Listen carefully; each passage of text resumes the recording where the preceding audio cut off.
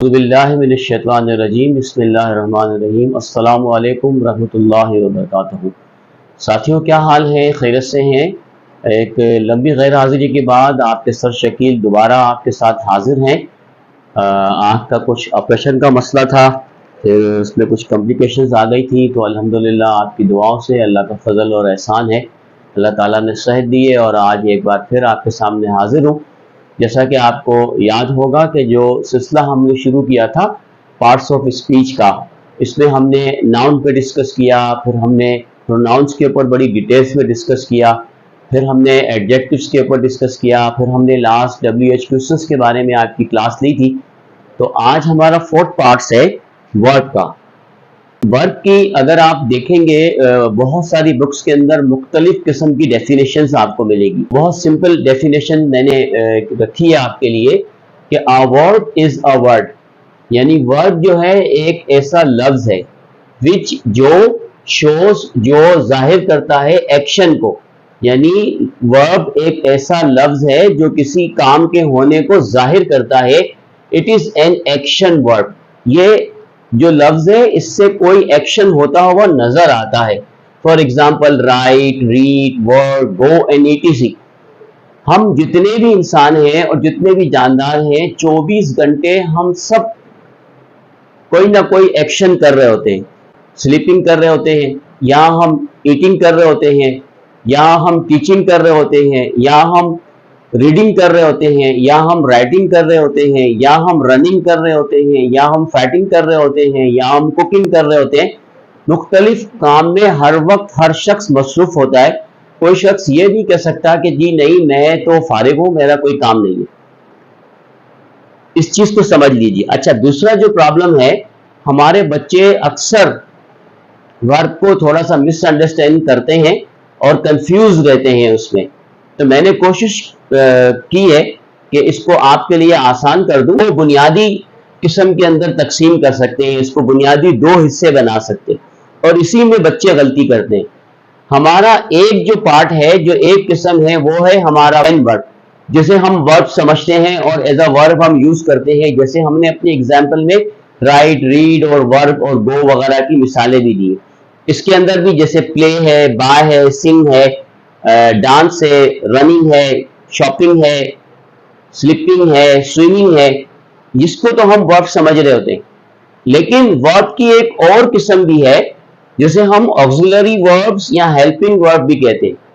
इसका इस्तेमाल हम अक्सर जब हम टेंसेस पढ़ते हैं, एक्टिव पैसिव पढ़ते हैं, डायरेक्ट इनडायरेक्ट पढ़ते हैं, तो उस वक्त ये यूज हो रहे होते हैं। लेकिन हम ये नहीं समझ रहे होते कि ये भी वर्ब कहलाते।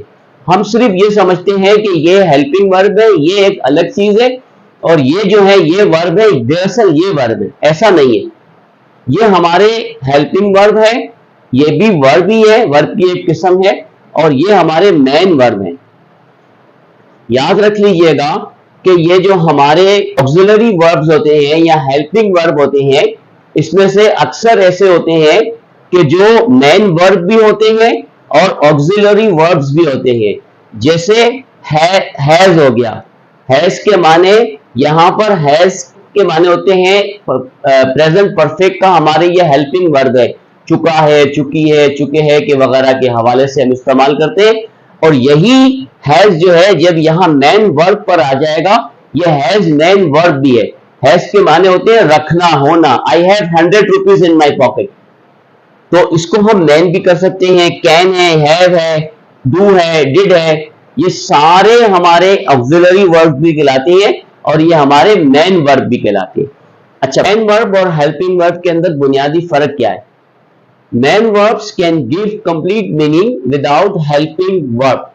मेन वर्ब जो है वो मीनिंग देगा बगैर हेल्पिंग वर्ब के। अगर हेल्पिंग वर्ब नहीं भी लगा हुआ होगा तो भी जब मेन वर्ब होगा तो हमें उसकी मीनिंग समझ में आ रही होगी।